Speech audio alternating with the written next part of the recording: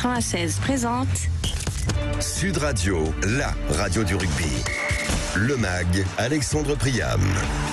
Le MAG qui commence avec du sourire puisque le Stade Toulousain s'est imposé face aux Sharks il y a quelques instants, 54-20 pour le Stade Toulousain qui nous a fait vibrer. Je crois que le mot est juste au minimum vibrer.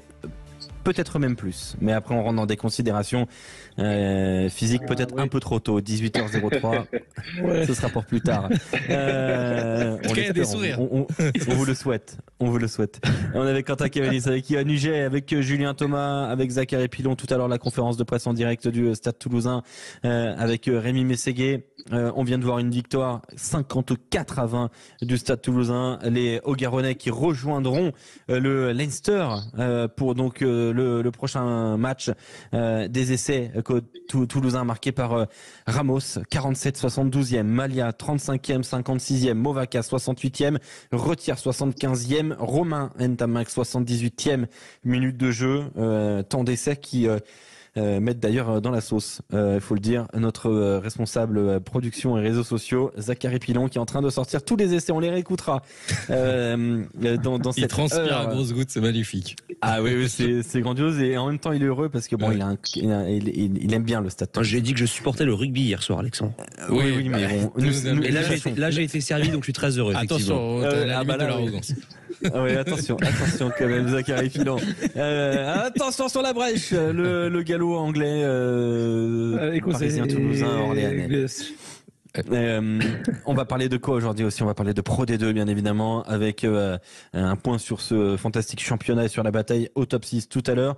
Le tour de table aussi d'ici 19h. Mais attaquons tout de suite le débrief de ce match assez exceptionnel. Et la première question que je vais vous poser, c'est de donner une note sur 10 sur la qualité de cette rencontre. On parlait de match mythique, on s'attendait à un match mythique.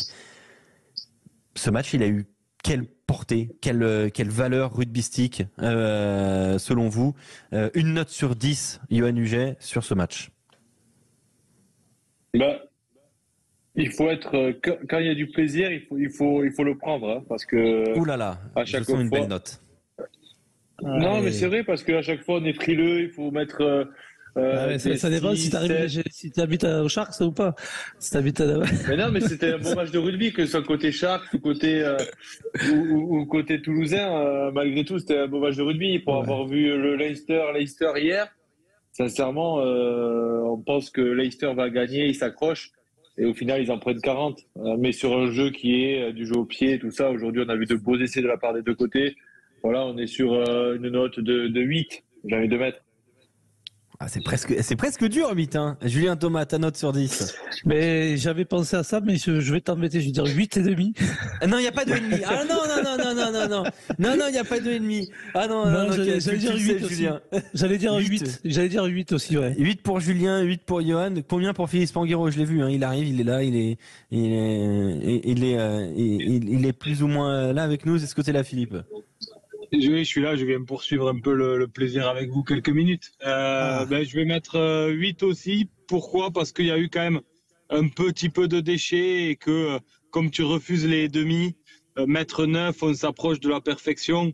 On ne peut pas dire qu'on a été proche de la perfection sur ce match, mais par contre, dans la volonté des deux équipes de produire, ça a été quand même exceptionnel. Quentin Cabanis. Écoute, je vais pas jouer les pistes froids, moi je vais mettre 9.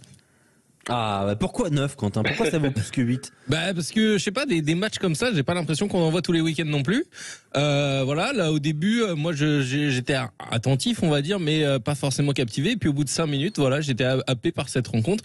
Et finalement, j'ai pas réussi à lâcher ma concentration de cette rencontre. Et voilà, il y avait du rythme, il y a eu du spectacle, il y a eu des essais magnifiques. Donc, voilà. Et puis, une belle après-midi, une belle fête en plus, visiblement, en tribune de ce qu'on a ressenti. Donc, tout pour faire une très, très belle affiche de rugby. Donc, je mets 9 parce que j'ai vraiment apprécié ce moment.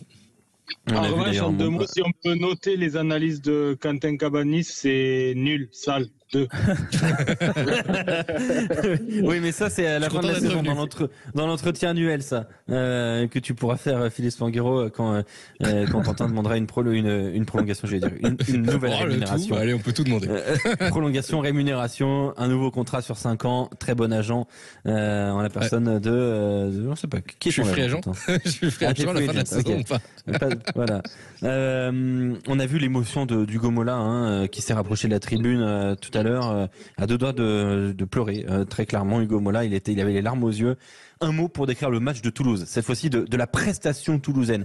Un mot comme ça là qui vous vient, si je vous le demande, pour qualifier ce match de Toulouse. Julien Thomas. De bout en bout, fantasque. Ouais. Fantasque. Ah, j'aime beaucoup. On en discutera, Julien. Johan. Johan. Je dirais un match parfait pour parfait. Parfait pour le Stade Toulousain, Philippe Spanghero. Match froid. Froid. Alors on a à la fois froid et fantasque. Alors là, c'est quand même des choses qui peuvent s'opposer. Pourquoi froid, Philippe? Pourquoi froid? Parce que j'ai trouvé qu'en première période, le Stade Toulousain était tombé un peu dans les travers qu'on leur avait vu la semaine dernière, en réussissant pas à convertir leur temps fort et en étant un peu approximatif sur les lancements de jeu. Et puis au fil du match, ils ont commencé à se trouver sur cet essai en première main en fin de première période. Et là, les lancements ont été beaucoup plus fluides, des timings meilleurs. Et en deuxième période, honnêtement, ça a été un récital. Donc, on a l'impression que les Sharks y sont plus, que défensivement, ça lâche. Philippe. Mais la réalité, c'est que Toulouse joue un match parfait. On va en conférence de presse en direct dans les travées d'Ernest Vallon avec Antoine Dupont qui répond aux questions notamment de Rémi Mességuet pour Sud Radio. La grosse chaleur d'aujourd'hui, donc il y a peut-être beaucoup de facteurs qui font qu'ils ont eu du mal à finir ce match et nous on était mieux parce qu'on a aussi, je pense, un banc qui a été très performant quand il est rentré. En termes de confiance pour la suite, passer 50 points en quart de finale, ça a quel impact? Ça valide ce qu'on fait au quotidien, que ce soit la préparation du match, que ce soit nos lancements de jeu, tout ce qu'on travaille. Mais on voit que ça marche, donc ça donne du sens à ce qu'on fait, de la confiance, et ça met aussi beaucoup d'enthousiasme, je pense, dans les semaines qui suivent. On sait très bien qu'on récupère toujours mieux après les victoires. En plus, on va avoir 2 matchs de championnat d'ici là pour pouvoir se préparer, régénérer, gérer l'effectif. Mais c'est sûr que mentalement, ça fait du bien de gagner aussi largement en quart de finale, même si la demi sera un tout autre contexte. Justement, Antoine, vous allez retrouver une équipe que vous connaissez beaucoup mieux que les Sharks ou que les Bulls, des souvenirs de la saison dernière aussi, de 2019. Retour évidemment du Leinster sur la route du Stade Toulousain, voilà la question qui est posée. Ouais, mais on y retourne comme l'an dernier, dans d'autres conditions. Je l'espère, ils ont encore l'immense privilège de recevoir dans leur stade cette demi-finale. Donc voilà, on va se déplacer, la préparer sérieusement et essayer d'aller à une marche plus haute. Toi qui es juste derrière eux, les avants, notamment après le match la semaine dernière, Hugo avait dit voilà, on connaît le ballon porté des Sharks. À la fin de première mi-temps, quand le score est un peu taille-taille, les 11 points quasiment viennent de mêlées ou de ballons portés dominés par vous. Quel regard t'as porté sur la performance tes avants? Ouais, c'est hyper plaisant quand on est derrière d'avoir une conquête aussi performante, d'avoir nos ballons en touche, de pouvoir avancer à moelle. On sortait le ballon avec un avantage à chaque fois, donc ça nous donnait beaucoup de facilité à jouer sur les extérieurs derrière, et on sait qu'après on a des 3 quarts performants qui sont capables de finir les coups, donc c'était vraiment un travail d'équipe, mais on sent qu'avec le paquet d'avant qu'on a, quand on arrive à avoir notre conquête qui est performante, tout est plus simple derrière. Vous aviez étudié leur montée en pointe? Jouer 2 fois dans le dos à chaque fois? Nous, on a nos sorties de balles classiques, plusieurs options à chaque fois pour le porteur de balle. Et oui, on avait vu qu'ils avaient une défense très agressive. Et on se doutait qu'ils voudraient nous mettre beaucoup de pression sur les joueurs qui font ces choix, puisque plus on réduit le temps de décision, plus c'est difficile de le réaliser techniquement. Donc on avait travaillé sur ça cette semaine. Et les conditions nous ont aidés aussi. On avait de très bonnes conditions. Et on a su bien se trouver et finir les coups, parce que, encore une fois, même si ils mettent beaucoup de pression, qu'on arrive à mener le ballon sur les extérieurs, encore faut-il finir les coups, parce que ça revenait très fort à chaque fois en seconde lame. Il n'y a pas encore un classement des passeurs décisifs comme au foot, non, Ce serait intéressant d'avoir une réaction d'Antoine Dupont sur la portée de ce match un peu mythique. Et les Sharks, est-ce qu'il a la sensation d'un l'idéal, c'est particulier? On verra si Antoine Dupont répond à cette question-là. Juste un tout petit mot sur ce que vient de dire Dupont sur cette capacité à proposer toujours du jeu dans le même sens, d'avoir du soutien. Quand on parle de l'école toulousaine, Johan, et je sais qu'on en a parlé du jeu à la toulousaine, c'est devenu presque un poncif. Ça, c'est pour le coup un des marqueurs forts, c'est d'avoir toujours quelqu'un disponible pour assurer la continuité. Effectivement, l'essentiel, c'est qu'on essaie dans le jeu toulousain de développer, c'est-à-dire de tomber très peu au sol et de faire vivre le ballon. Si on regarde un peu, d'une fois que le Stade Toulousain avait récupéré un ballon turnover, l'objectif, c'est de faire 2 passes minimum, et après on voit, c'est le troisième, on voit la situation, mais pas le premier ni le second. C'est l'un des facteurs essentiels dans le jeu du Stade Toulousain. Et deuxièmement, ça serait d'être sur le fait de la capacité à faire exploser physiquement l'autre équipe, comme on a pu le voir aujourd'hui. Ouais, faire exploser effectivement cette équipe, c'est ce qui s'est passé avec les Sharks retour dans les travées d'Ernest Vallon avec Rémi Mességué et Antoine Dupont. Qui, on le sait, est très ambitieux, mais voilà, au-delà de ça, on ne s'entraîne pas pour faire des demi-finales, même si ça montre qu'on est toujours présent et dans les matchs qui comptent de fin de saison, mais le but, c'est quand même de ramener quelque chose à la fin de la saison. L'an dernier, on fait encore 2 demi-finales, mais on ramène rien, et c'est pas pour ça qu'on s'entraîne tous les jours. Donc on espère que cette année, on ira plus loin que ça. Pour la demi, il y a d'autres conditions cette année. Je pense à d'effectifs, de la fraîcheur des internationaux, d'autres choses comme ça. Vous allez différemment. Ouais, mais déjà notre classement au top 14 nous donne plus de confort.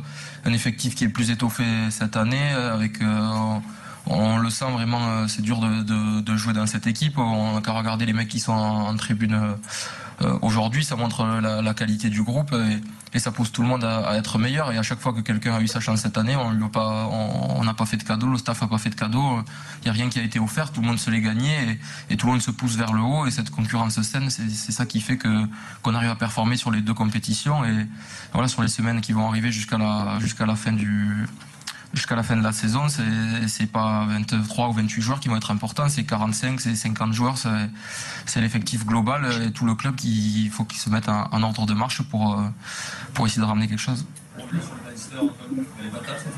Voilà donc Antoine Dupont qui était en direct en conférence de presse sur Sud Radio. Voilà, c'est le plaisir de pouvoir vous proposer cette conférence de presse en direct sur notre antenne, sur la radio du rugby. Une petite réaction, Julien, sur les propos d'Antoine Dupont? Non, c'est ce que je relève, c'est surtout le mot de froid de Philippe. Alors il a raison, oui, et à la fois non. C'est que c'est surtout une équipe qui construit. On avait fait un tour de table, si vous nous rejoignez sur notre antenne. Un mot pour choisir, pour qualifier la prestation du Stade Toulousain. Philippe avait choisi froid. Toi, Julien, tu avais choisi fantasque, et Johan avait choisi parfait. Pourquoi tu es pas d'accord avec Philippe sur le mot froid? Je suis à la fois oui et non, parce que ils construisent le Stade Toulousain leur match. Alors ça veut dire qu'ils vont tenter, ils seront en début de match ou pendant un certain moment de la première mi-temps un peu crispés, un peu sur un jeu un peu plus physique peut-être parfois, où la domination va se passer par le paquet d'avant, parce qu'ils ont des avants quand même assez mobiles et qui jouent aussi comme des 3/4 au niveau manipulation de ballon. Donc mais d'abord mettre un combat quand même assez résistant, et en plus face aux Sharks, ils devaient devoir d'entrée de match quand même rivaliser et pas se faire prendre un petit peu l'ascendant justement physique et psychologique. Et après, c'est surtout qu'ils tentent les choses. Donc, d'entrée de match, tu as des défenses qui sont fraîches, qu'il y a des joueurs en face qui sont présents, qui sont, on y a le cerveau qui est connecté. Et plus le match avance, et plus ils ont fatigué, comme disait Johan, fatigué l'adversaire, et puis plus il manque des connexions défensives, intérieures, etc. Et c'est là où ils trouvent les brèches, parce qu'ils ont usé l'adversaire.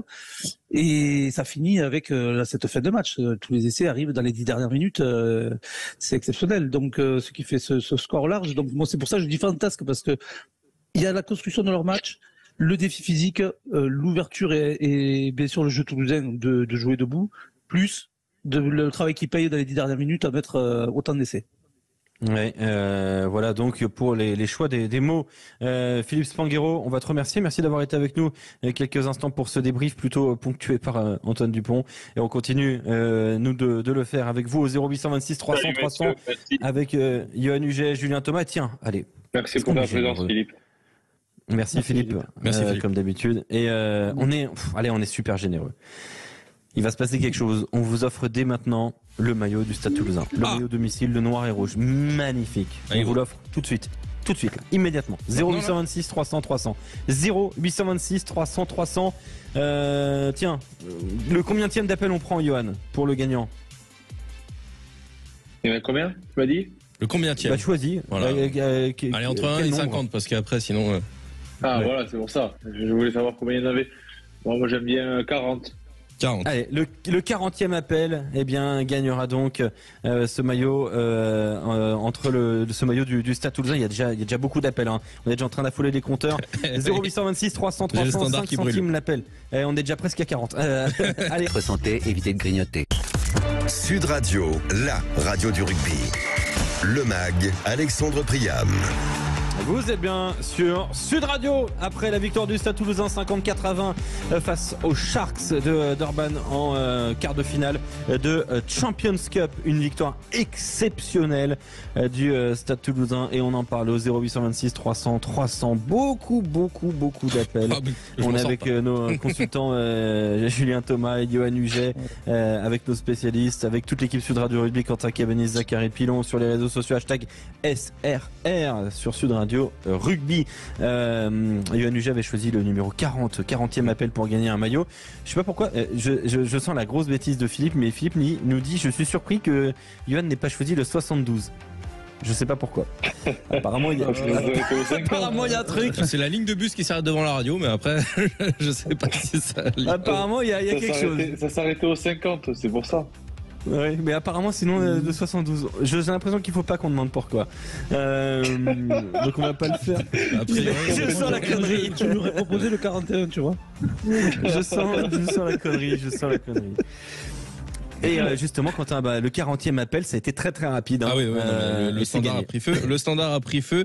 Et on va aller du côté de Lézignan-Corbière. Et c'est Frédéric qui nous appelle. Bonjour Frédéric, supporter du Stade Toulousain et même abonné au Stade Toulousain. Oui, bonjour. Frédéric. Bonjour.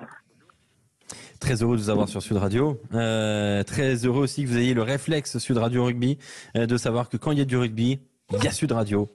Et souvent, quand il y a Sud Radio, il y a du rugby, notamment le week-end. Frédéric, bravo, c'est gagné pour vous. Bravo. Maillot du Stade Toulousain. Super, ça me fait bien de plaisir. Ah bah oui. Vous m'étonnez. Vous avez été. C'est une belle journée quand même. Un maillot cadeau du Stade Toulousain et puis victoire exceptionnelle du club. Il y a pire comme samedi. Ah oui. Bon, j'ai pas pu voir le match parce que j'avais mon fils qui faisait un tournoi dans les PO, mais en fait, je l'écoutais à la radio sur votre antenne. Et bon, on verra si des fois on peut avoir des places pour Dublin, on pourra essayer de faire quelque chose. Alors là, je sais pas si c'est de notre acabit, on verra. Un tournoi à Tuire. Un tournoi à Tuire, ouais. J'avais mon fils aussi. Ah d'accord. Il y a quelque chose qui me dit que le fils de Frédéric doit être un sacré gabarit parce que je crois que d'après ce que m'a dit le papa, il est déjà bien. Le papa est costaud. Alors si le fils de 14 ans a à peu près le même gabarit que son père, je peux te dire que ça a dû souffrir en face. Il joue le fiston. Il a 12 ans, mais ouais, il est sur des bonnes bases. Il est à l'USP à Sijan la Nouvelle. Et le tien, Julien. Ouais, Macha, il a 13. Ouais. U13. Voilà, U13, ça a dû s'affronter. Mais c'est aussi ça le rugby, c'est magnifique. En tout cas, et de ce que vous avez vécu via notre antenne, via nos commentaires, vous avez, j'imagine, saisi que le Stade Toulousain a fait quelque chose d'absolument énorme aujourd'hui en s'imposant. Johan Huget a même dit qualifier le match de parfait pour le Stade Toulousain. Frédéric, c'est quand même une victoire de prestige, 54-20 face aux Sharks. Disons que ça va rester dans les mémoires. Puis je pense qu'en plus il n'y a pas eu de casse, donc ça aussi c'est quand même un bon point. C'est un bon point pour la suite et on va pouvoir gérer tranquillement les prochains matchs. Je pense qu'il y a eu de la casse, oui. Pour répondre, je pense qu'il y a eu de la casse sur Dorian Aldeguerri, donc le Stade Toulousain va aller, je pense, en Irlande sans droitier de métier. Ah ouais. C'est sûr que c'est surtout avec la forme qu'il avait, Parce que dès qu'il est tombé, il a senti, je pense, quelque chose, parce qu'il a de suite appelé le staff médical et il est sorti directement. Donc c'est sur l'action de l'en avant des Sharks où l'essai a été annulé. Donc à surveiller pour Dorian Aldeguerri, ce serait une bien mauvaise nouvelle, mais on est quand même très heureux aujourd'hui de vous avoir offert ce maillot, Frédéric. Restez bien au téléphone, on va prendre toutes vos coordonnées avec Quentin et merci d'écouter Sud Radio. Avec plaisir, c'est moi qui vous remercie et bonne continuation. Merci Frédéric. C'est aussi ça, la famille rugby sur notre antenne. Ce Stade Toulousain qui s'est donc imposé, on vous le rappelle, si vous nous rejoignez sur notre antenne, 54-20 face aux Sharks. Je vous demande quelque chose de très très difficile, Aïe. Un joueur, un seul, côté toulousain, à faire sortir du lot. Ils ont tous été très très bons, mais un qui a été extraordinaire, un qui a survolé le match. Yoann Huget. Alors pour moi, sincèrement, c'est un joueur qui étoffe sa palette. Il est déjà très très bon, mais il étoffe sa palette parce qu'aujourd'hui il a distillé des ballons d'essai à tout le monde, et je parle d'Antoine Dupont. Quelle passe décisive. 4 passes décisives. Antoine Dupont, donc l'homme du match. Il a été incroyable dans ce rôle d'ombre qu'on connaît très peu en fait de lui, et c'est là où pour échanger beaucoup avec lui, je sais que des fois s'il fait pas un truc extraordinaire, pour lui c'est un match loupé, mais là en tout cas c'est un match plein, et c'est incroyable ce qu'il a réussi à faire aujourd'hui. Quentin, ton choix, l'homme du match pour toi? Écoute, si on prend pas Antoine Dupont pour changer... non, attention, vous pouvez prendre le même. C'est votre avis. C'est ton choix, il a été monstrueux, Antoine Dupont, avec 4 passes décisives. Il offre le premier essai de Thomas Ramos, alors qu'il peut aller au bout, mais il calcule que ce sera plus facile à transformer entre les perches, et donc il lui offre. Ensuite, je sais même pas comment il arrive à faire la passe à Movaca sur l'essai de Movaca. Vraiment, il est incroyable. Il a 3 joueurs face à lui, il prend le trou et il arrive à donner après contact. Voilà, Antoine Dupont. Mais mention spéciale aussi à Thomas Ramos, qui a été très très bon. Julien Thomas. Eh bien, j'allais dire Thomas Ramos, justement. J'ai vu Thomas Ramos qui, avec ce tournoi Destination, a franchi encore un petit palier, je trouve. Il marche sur le...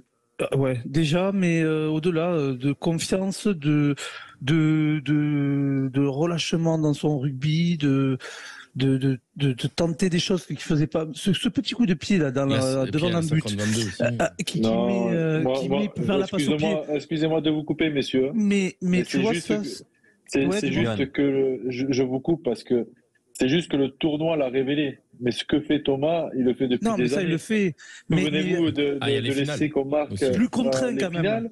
Mais la passe entre les jambes qu'il fait à Clermont sur le match d'ouverture, osé, tu vois, dans l'embut.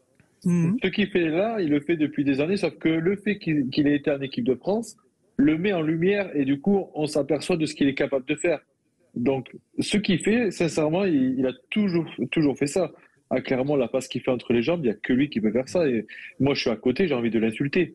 Mais il en faisait 2 par match. Là, il va te le faire. Toutes les 3 actions, il le fait parce qu'il a confiance et qu'il se permet d'en faire plus, en fait. Tu vois ce que je veux te dire? Mais moi, j'ai envoyé un message. Donc, avec cette confiance-là, en étant sur l'eau. Profite d'avoir tous les rebonds, quoi. Exactement. Voilà. Tu l'as dit ça, il t'a répondu quoi? Il t'a dit quoi, Thomas? Il a fait la 50-22 aujourd'hui. J'ai dit profite d'avoir tous les rebonds parce que c'est rare et c'est plaisant. Il me dit merci pour ton message. T'as toujours le mot pour nous faire redescendre sur terre. En gros, tu nous emmerdes. Voilà, rabat-joie. Allez, à tout de suite sur Sud Radio. On continue de parler de la victoire énorme du Stade Toulousain 54. Cinéma avec les Indes radios. Sud Radio, la radio du rugby. Le MAG, Alexandre Priam. La radio du rugby qui est très très heureuse aujourd'hui, on peut vous le dire, avec la victoire du Stade Toulousain face aux Sharks 54-20. C'est très très beau pour les clubs français engagés en Champions Cup. On vous rappelle aussi que le RCT s'est qualifié en demi-finale de la Challenge Cup aux dépens de Lyon tout à l'heure. C'était en début d'après-midi. Tiens, on aura peut-être une réaction tout à l'heure des Toulonnais. Oui, Julien Thomas. Non, par rapport à l'homme du match, Ramos, il a mis 2 essais quand même aussi. Oui, effectivement. Donc, pendant la pause, de pouvoir vite reparler de l'homme du match. Je crois que Toulon, Alexandre, vu que tu étais sur Toulon en Challenge Cup, on a commenté un avant-match on en parlera tout à l'heure. De Toulon. Okay. On reste sur le Stade Toulousain. Quand on voit ce Stade Toulousain là aujourd'hui, est-ce qu'il a encore une marge de progression pour aller au-dessus, Johan? Est-ce qu'il peut encore faire mieux que ça? Oui, il peut un peu plus maîtriser sa première mi-temps sur les 2 derniers matchs, comme on l'a vu, et surtout sur le fait de prendre en compte le match des premières minutes. C'est surtout ça, les entames de match qui vont être importantes pour eux et surtout au Leinster, parce que eux, dès qu'ils prennent le score, on les revoit plus, que ce soit avec l'Irlande ou avec le Leinster qui ont le même profil de jeu. Dès qu'ils ont 3 points d'avance, on pense que, et en fait on en prend tout le temps 30 ou 40. Hein. C'est simple. Ouais, c'est vrai que c'était, c'est ce qui a l'air assez clair. Julien Thomas, est-ce qu'il y a encore une grande marge de progression ou ouais. La marge elle est un peu plus faible parce que vu la qualité du jeu déjà. La qualité du jeu déjà, c'est qu'ils finissent même les matchs à un temps plus fort que le commencé. Donc ça, c'est une grande qualité clinique déjà mentalement, mais c'est surtout la première mi-temps. Comme disait Johan, c'est une première mi-temps à chaque fois qui est de rodage, de juger, de jauger un peu on va dire les défenses et puis maîtriser le match. Sauf pour Leinster. Pour avoir pris mon carton jaune, qu'on a rigolé, mais c'est quand même une équipe qui est devant au score. C'est comme disait Johan, c'est terminé. Si elle passe même de 3 points, elle le gagnera dans tous les cas. Si tu fais la chasse derrière, t'es cuit. Et elle va tout mettre stratégiquement et tactiquement pendant le match, s'adapter en fonction de garder son score et d'être devant. Donc c'est la meilleure des façons, c'est de justement prendre le score. Mais bon, les Toulousains, il faut qu'ils commencent le match comme ils le finissent. Voilà, c'est surtout défensivement. Oui, aujourd'hui, ils ont pris des essais.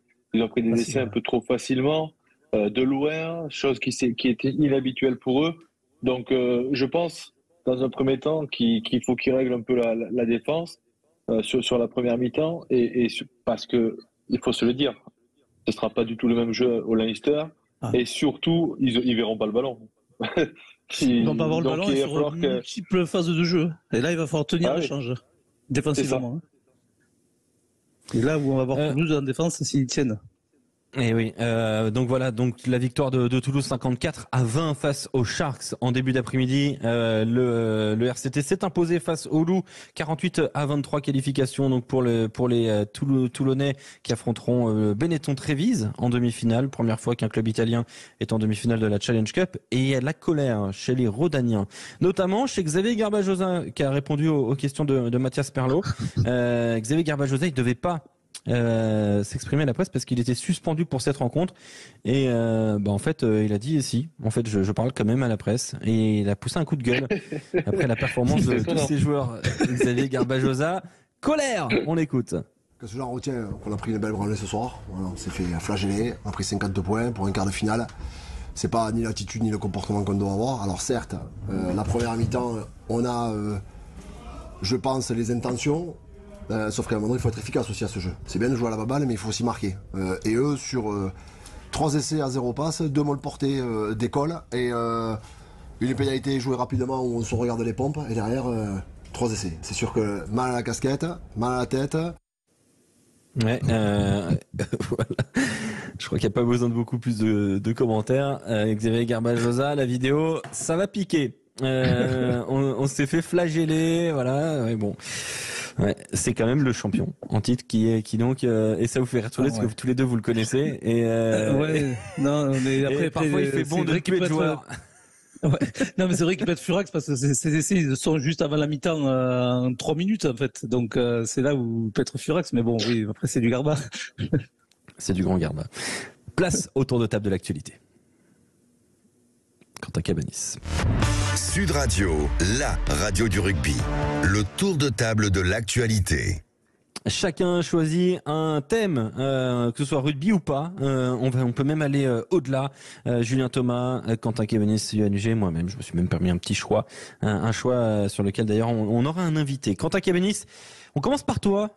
C'est hors rugby. C'est complètement hors rugby dans une terre qui vivote rugby, hein, même si c'est pas une terre historique. Mais là, on va parler vélo. Mais on sait que t'aimes bien ça. On aime le vélo, mais il y a une énorme course qui a lieu ce week-end. Il y a eu l'édition féminine aujourd'hui et demain, ce sera aux hommes de prendre la route de Paris-Roubaix. Voilà, énorme course. C'est une Canadienne qui a gagné aujourd'hui. C'est Alison Jackson qui a remporté le Paris-Roubaix féminin. Et donc demain, ce sera au tour des messieurs de se mettre en route avec des favoris qui répondent présents. Il n'y aura pas Pogacar de présent sur cette course de Paris-Roubaix, mais il y aura quand même Wout van Aert, il y aura Van der Poel, il y aura Laporte, le Français qui a remporté une classique il y a peu de temps. Donc voilà, il y aura du beau monde du côté de Paris-Roubaix et il y aura aussi Sénéchal, un des nordistes qui a peut-être une carte à jouer demain. Donc voilà, il y a quand même des Français qui peuvent faire quelque chose, même si bon les favoris restent Wout van Aert et Mathieu Van der Poel. Un truc me dit que Julien Thomas avait le même choix. Exactement. Mais t'as le droit.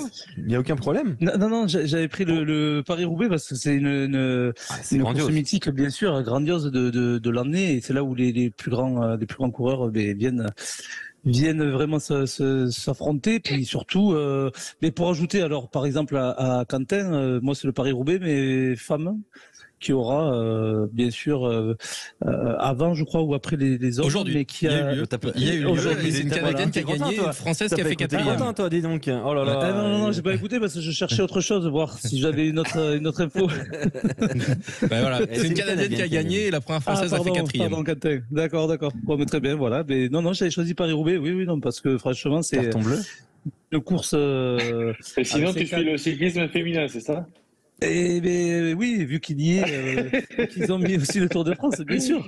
Et 54 km de pavé. N'oublions pas que Julien Thomas a gagné quand même le défi, le Montpellier-Castres-Montpellier, le défi des 6. Et d'ailleurs, cette année, il va être exceptionnel. C'est entre Montpellier et Bayonne, sur plusieurs étapes. Et on en parlera, tiens, peut-être la semaine prochaine. Je vous dis ça, je vous dis rien. Yoann Huget, quelle est ton idée de tour de table aujourd'hui? J'ai envie de dire le tennis Monte Carlo qui va démarrer. Commence demain. Avec avec pas mal de forfaits, c'est dommage, Alcaraz et Nadal. Mais en tout cas, Alcatraz c'est pour Marcoussis, j'ai encore quelques résidus. Quand tu dis Alcatraz, c'est Marcoussis directement. Le placard. Marcatraz. Oui. Mais non, c'est vrai que Nadal, c'est dommage qu'il participe pas et j'espère que on verra des Français aller loin parce qu'il nous manque quelques générations, mais j'espère que ça va arriver et que cette terre battue en vue de Roland-Garros va être une bonne rampe de lancement. Tu joues un peu au tennis, Yoann? Non, mais j'adore regarder avec les jeunes Toulousains, Hugo Gaston. Philippe n'arrête pas de se vanter sur ses capacités au tennis, apparemment qu'il est très très bon. On a hâte de voir ça. Moi, j'ai quand même des doutes, mais au paddle, il paraît qu'il est super bon au paddle, en surf, en ski. Enfin, en fait, c'est Philippe, quoi. Et il est exceptionnel. Il est bon partout, hein, finalement. C'est Bryce. Le blond. Et je voulais parler le blanc, il est pas très blanc. Quand même. Le blond vénitien. Le blond très, très vénitien, plus vénitien que blond. Mais c'est fou, il est pas là, on parle de lui. En plus, je suis sûr qu'il nous écoute, il doit être en train d'enrager. Philippe Spanguero, on te salue. Je peux te garantir que il doit être déjà au... Bon, je vais pas me lancer, mais bon. Petit four. Il est occupé. Je voulais vous parler un petit peu de rugby féminin des moins de 18 ans. L'équipe de France moins de 18 féminine qui a eu une première étape d'un festival destination. Alors qu'est-ce que c'est? C'est pas le tournoi destination féminin. Enfin c'est la même idée, sauf qu'on est sur un festival. Pourquoi? Parce que ce sont des matchs de 35 minutes. Des matchs de 35 minutes. Par exemple, la France a joué contre l'Irlande et juste après, un quart d'heure après, a joué contre l'Italie. Donc sur des matchs de 35 minutes, d'une durée de 35 minutes. L'équipe de France a battu l'Irlande 24-15. C'est une victoire qui a été difficile pour les joueuses de l'équipe de France. Et pourquoi on vous en parle? Parce qu'on a vu, parmi les compositions des équipes, on a vu des joueuses de très grand talent. On a été franchement très impressionnés. Et derrière, les Bleus ont déroulé face à une équipe d'ailleurs italienne qui est en train de progresser, mais 55-0 en 35 minutes pour l'équipe de France face à l'Italie. Ça a été très impressionnant. Et quand on voit un petit peu les joueuses, on va noter quelques noms parce que quand même, je pense qu'elles méritent d'être nommées. On pense à Souliana Sivi, notamment de la joueuse du Stade Rennais. On a vu aussi un Kelly Herbet, la joueuse du Stade Toulousain, qui est de l'académie du pôle de Toulouse. On a vu aussi Paola Castello du Stade Toulousain, Charlie Goya de l'AS Bayonnaise. On a vu du très haut niveau, notamment aussi pour Lise Geneste et pour Marion Zioblo, les deux joueuses de Brive. Et ce système est assez passionnant parce que une sorte de top 50 qui est créé chez les joueuses et derrière le manager Guillaume Lafont concocte une équipe pour aller sur ce festival des destinations. Les prochains matchs pour les Bleus, il y aura donc la rencontre face à l'Écosse et puis derrière il faudra jouer le Pays de Galles. Ce sera mardi prochain et ce sera évidemment passionnant. Donc dans ce festival de destination moins de 20. Voilà donc pour le tour de table de l'actualité. On va aller dans quelques instants du côté de la Pro D2 sur Sud Radio, la radio du rugby. Mais on va lancer un jeu. Effectivement, Quentin Cavaniski me le rappelle. Oui, un ballon du Stade Toulousain à gagner dès à présent. 0826. L'appli de toutes les radios. Sud Radio, la radio du rugby. Le MAG, Alexandre Priam. Avec toute l'équipe Sud Radio Rugby, Julien Thomas, Yoann Huget, Quentin Cavani, Zachary Pilon jusqu'à 19h. Zachary avec un maillot qu'on fait gagner, un maillot du Stade Toulousain sur les réseaux sociaux, des ballons aussi, l'un sur Twitter, l'autre sur Instagram. Et puis on a lancé une grande opération vers le rugby amateur notamment, puisqu'on vous propose de donner le score de votre club et nous on le donnera à l'antenne. C'est ça, exactement. Ce qu'il faut, c'est j'ai mis un tweet sur Twitter et un post sur Instagram où il faut tout simplement répondre. Le match que votre club a joué ce week-end, les deux équipes qui ont joué, le département où est situé votre club et le championnat, le niveau auquel vous jouez. Et puis on donnera ce résultat à l'antenne et ça nous permettra de parler un peu de la bande FM sur laquelle vous pourrez nous écouter dans ces régions-là. Et oui, c'est posté dès à présent. On donnera des petits résultats dans quelques instants. Mais d'abord, retour sur la Pro D2 Quentin Cabanis avec une 27e journée qui a été assez exceptionnelle hier. Exactement, comme d'habitude finalement, des journées complètement folles qui se suivent sur cette Pro D2 avec ça avait démarré jeudi d'ailleurs avec le succès de Nevers face à Colomiers 43-10. Ensuite hier Agen battu Carcassonne 30-19, succès de Montauban bonifié face à Rouen 38-16, succès de Béziers à Biarritz 42-17, Aix-en-Provence a battu Massy 40-28, Vannes s'est imposé face à Soyons-Angoulême 33-21, succès d'Aurillac face à Oyonnax 27-25 et puis Grenoble qui avait battu enfin Mont-de-Marsan sur le score de 33-21. Au classement, Oyonnax est leader avec 97 points. On va ensuite retrouver Grenoble avec 79 points à la deuxième place, Mont-de-Marsan troisième devant Vannes, Nevers et Agen. Un petit peu plus loin, on retrouve à la 7e place Aix-en-Provence, suivi de Colomiers, Biarritz, Aurillac, Béziers. Montauban est désormais 12e avec un point d'avance sur le 13e Rouen. Soyons-Angoulême est 14e avec 47 points. Et aux deux dernières places, Carcassonne 46 points et Massy 29 points. Voilà donc une énorme bataille pour le top 6. Nous rejoint sur Sud Radio Philippe Noreil. Salut Philippe. Salut Alexandre, salut à tous. Supporter grenoblois, créateur, fondateur du RAFU Alpin, le forum de référence du rugby alpin. Et la victoire hier du FCG, elle a été impressionnante face à Mont-de-Marsan. Est-ce que c'est suffisant pour s'assurer une place dans le top 2, Philippe ?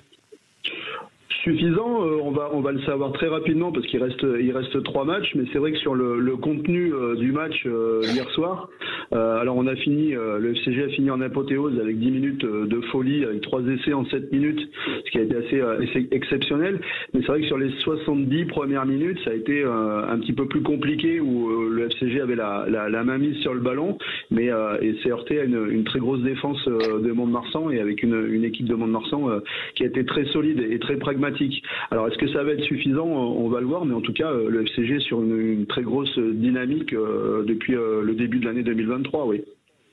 Ouais, très très belle dynamique. Quand on regarde un petit peu le classement, Yoann Huget, est-ce que selon toi, question simple, est-ce que selon toi, le top 6, donc Oyonnax, Grenoble, Mont-de-Marsan, Vannes, Nevers et Agen étant 6e avec 71 points, 7 points devant le 7e Aix, est-ce que le top 6, pas forcément dans cet ordre-là, hein, mais les 6 membres, ce sont ceux qui participeront en phase finale selon toi, Yoann? Là, clairement, oui. Hein, je pense que ça va pas bouger, mais on n'y va pas rentrer dans le classement des 6. Mais quand on y est, tous les efforts qu'ils ont fait pour y être, ils vont pas lâcher le morceau comme ça. C'est dommage pour le BO qui est en train de s'écrouler sur le dernier sprint final. Mais bon, c'est dû peut-être aux des problèmes internes et alors qu'ils étaient bien partis, ils font une très très belle saison et sur les 2-3 matchs qui restent, ils s'écroulent un peu, c'est dommage, mais là le top 6 restera à l'état. Ouais, est-ce que tu es d'accord toi, Julien? Oui, je pense aussi. Je vois pas derrière Provence Rugby qui puisse revenir dans un top 6 ou Colomiers. Ce top 6, après dans l'ordre, peut-être pas le même, mais en tout cas, ça fera déjà les 6 premiers qui sont présents actuellement, oui. Ouais, Quentin Cavaniste, toi aussi tu rejoins ça? Ah bah j'ai du mal à imaginer avec son Provence par exemple remonter 7 points sur Agen. Donc ouais, je pense qu'on a les 6, on va pas dans l'ordre mais on a les 6. Ouais, est-ce que du coup on est sur une saison réussie de Grenoble? Est-ce que vraiment la montée ça fait partie des objectifs du FCG cette saison? Le FCG d'ailleurs qui sera coaché par Robin Weber la saison prochaine. Philippe Norreis. C'est devenu un objectif, ça l'était pas au départ, puisque l'objectif annoncé par les dirigeants c'était les 6 et la qualification en phase finale. Là on y est, hein, comme vous venez tous de le dire à juste titre. Et maintenant quand on voit cette dynamique dont on parlait tout à l'heure, et puis les derniers matchs, même la défaite face à Oyonnax au Stade des Alpes a permis quand même de voir que le FCG a largement le niveau pour rivaliser.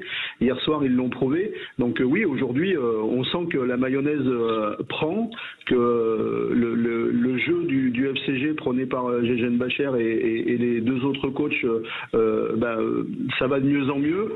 Il y a encore des imperfections, mais aujourd'hui, à Grenoble, en tout cas, on sent au niveau des supporters que l'ambiance prend et on se prend au jeu, ouais. Ouais, on commence à y croire côté grenoblois, Yoann. Ouais, on commence à y croire. Après, je suis avec Fabien Jeanmacher en cours et je sais qu'il met beaucoup de cœur à l'ouvrage pour redorer un peu le blason et retrouver le top 14 avec le FCG. Donc, pour moi, il n'y a pas de surprise dans le fait qu'aujourd'hui, il retrouve cette place, même si l'année dernière, ça a été un peu plus compliqué. Mais je sais que cette année, ils vont pas lâcher comme ça. Et c'est clairement pour eux un objectif. Ouais, un sacré objectif donc pour le FCG avec une fin de saison quand même qui semble plutôt à la portée des Grenoblois, même si ce sera attention aux embûches quand même, hein, c'est pas tout à fait facile, Philippe. Oui, non, mais aller à Nevers la semaine prochaine, ça va être très très très difficile, d'autant plus que le Grenoble va jouer son 11e match d'affilée, ça sera le dernier de ce long marathon. Oui, parce qu'il y avait un match en retard face à Aurillac, ce qui a densifié le calendrier. C'est ça, mais je pense que ces 11 matchs d'affilée, et finalement cette montée en puissance, ça a permis de démontrer aux coachs, aux joueurs et puis je pense à tout le monde au niveau de la Pro D2 que Grenoble c'est un effectif homogène, c'est 50 mecs qui sont interchangeables. Il y a des titulaires, c'est clair, mais finalement personne n'a sa place et c'est un groupe. Et comme vient de le dire Yoann très justement, c'est vrai qu'il y a de la fédération, on fédère au niveau de Fabien et de ses acolytes et ça prend quoi. Et aujourd'hui, je pense que c'est cette force-là du niveau du FCG. Ouais, je pense aussi surtout, je pense que C'est 11 matchs. La victoire à Aurillac a été l'élément déclencheur et la montée en puissance de ce club de Grenoble, parce qu'ils étaient un peu mi-figue, mi-raisin depuis le début de saison. Et le fait d'avoir joué pendant que tout le monde était en repos et d'avoir gagné ce match, ça leur a montré, ça leur a lancé sur cette belle fin d'aventure et de championnat. Ouais, et voilà, donc le FCG est bien parti pour jouer la montée, tenter la montée en top 14. Philippe, reste bien à l'antenne avec nous parce qu'on va t'envoyer un petit cadeau. On va t'envoyer un ballon officiel du Stade Toulousain, fidèle auditeur Sud Radio, au 0826 300 300. Quentin Cavaniz va prendre tes coordonnées. Merci Philippe d'avoir été avec nous. Merci à vous, c'est toujours un plaisir. À très bientôt. Un grand plaisir toujours d'être avec vous, amoureux de rugby, sur la radio du rugby. Tiens, je lançais l'idée de nous envoyer des scores, des résultats de rugby amateur. J'ai même mieux que ça. J'ai reçu 2 scores en direct. Alors, on parle de quart de finale, de championnat territorial, de régional 1. Alors là, on est quand même sur quelque chose. Ouais, on est sur quelque chose de très rugby. On a Annecy-le-Vieux qui, pour l'instant, est dominé par le rassemblement Volnavé-Visil. On en toute fin de match et on nous dit que Nicolas Silvini, du rassemblement Volnavé, vient de permettre de prendre l'avantage 16-18. On est en quart de finale de Régional 1. C'est du côté d'Annecy que vous nous écoutez sur le DAB+. Et puis voilà, du côté du rugby brivadois et de Pays de Thiers, 15 partout en toute fin de match. Vous nous écoutez sur le 88.1 dans la région de Clermont-Ferrand. Merci d'avoir été avec nous. On a vécu de la Pro D2, on a vécu de la Challenge Cup, de la Champions Cup. Ça a été un week-end, un samedi très très dense et un vendredi très dense. Demain, dernier match avec La Rochelle Saracens sur Sud Radio. Rendez-vous dès 15h30. Merci Johan, merci Julien. Et merci. N'oubliez pas, tout simplement. Demain, il y a Pamiers, Mazamet. Mazamet, Pamiers. Ouh là là, Quentin Cavanis contre Johan Huget. Thomas Ramos contre Johan Huget surtout. Ouais. C'est ça, exactement. J'ai envoyé un message. C'est pas aujourd'hui le match le plus important, c'est demain. Oh là là, on donnera le résultat demain. Ça c'est très dit, important. on en parlera sur Sud Radio. Et on appellera Thomas Ramos. Allons-y. Allez, à demain et merci d'avoir suivi Sud Radio, la radio du rugby. Ciao.